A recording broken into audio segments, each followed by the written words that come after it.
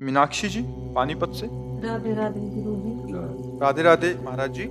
महाराज जी, अकाल मृत्यु जैसा कुछ होता है क्या? जबकि मैंने सुना है तिल बढ़े ना राई घटे। हाँ, जो पर लिखी महत करता। अपराध बन जाने पर, जैसे आपकी आयु 80 वर्ष है और आपने कोई महत अपराध कर दिया, फिर आपके ऊपर अकाल मृत्यु लागू हो जाएगी, तत्काल दंड दिया जाएगा।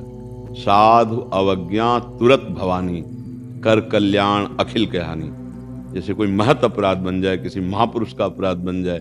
महत अपराधों में जैसे पुत्री है, अपने द्वारा पोषित है, पूज्य है, और अगर उसका किसी तरह से अभद्र व्यवहार या माता पिता के द्वारा ऐसे, तो बहुत से ऐसे महत अपराध हैं जो तत्काल आयु श्री कीर्ति उनको तत्काल नष्ट कर देते हैं, फिर वो अकाल मृत्यु को प्राप्त हो जाएगा। नहीं तो जैसे लिखा है राई घटे न तिल बढ़े, रहुरे जीव निशंक, वो तो बिल्कुल करेक्ट है। लेकिन अब वर्तमान में जो अपराध बन गया, तो तुरत भवानी, कर कल्याण अखिल के हानि, समस्त शुभ कर्मों को नष्ट करके उसको तत्काल दंड मिलेगा। जैसे कुछ अपराधी होते हैं कानून के द्वारा दंड दिया, कुछ होते हैं सीधे गोली मारी जाती है। जैसे आतंक जो फैलाते हैं, अब उनको उस समय गुंजाइश न्याय की नहीं है, क्योंकि उनके हाथ में अस्त्र है, वो किसी को भी अब उनके लिए सीधा, उनको सीधा मारा जाता है ना। ऐसी जैसे हमसे कोई भयानक अपराध बन जाए, तो ये तो लोक व्यवस्था है, जो अनंत लोकों का स्वामी है, बड़े बड़े लोकपाल, तत्काल उसको ऐसा भयंकर एक्सीडेंट करा दिया, ऐसा भयंकर हुआ गया कि गाड़ी लाख अंदर ही जल कर राख हो गए। अब ये सुकृत नष्ट हो गए, भारी पाप बन गए, उनका कष्ट भोगना पड़ रहा है। और अगर अकाल मृत्यु का योग ना होता तो उसकी चर्चा ना होती ना। ये अपने आप पूरी आयु की मृत्यु की बात आई, तो शास्त्रों में अकाल मृत्यु की बात क्यों आती?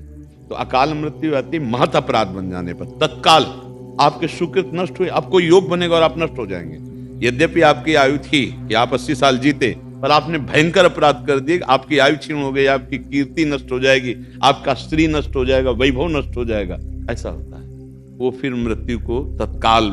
अब जैसे अकाल मृत्यु जैसा कोई अपराध बन गया और बनने वाला और हमारी होने वाली, अब हम भगवान का चरणामृत, भगवान के आश्रय नाम तो कट सकता है। अकाल मृत्यु हरणम सर्वव्याधि विनाशनम श्री कृष्ण पादोदकम पीत्वा पुनर्जन्म न विद्यते। जैसे तीनों टाइम हम भगवान का चरणामृत पिए तो अकाल मृत्यु का योग बनने वाला वो भी कट जाएगा और रोगों का नाश हो जाएगा और भगवान की प्राप्ति भी हो जाएगी। चरणामृत में बड़ी ताकत। अकाल मृत्यु हरणम सर्वव्याधि विनाशनम श्री कृष्ण पादोदकम पीत्वा पुनर्जन्म न विद्यते। तो ऐसा भी है, अगर अकाल मृत्यु ना होता तो इस श्लोक में कैसे आता?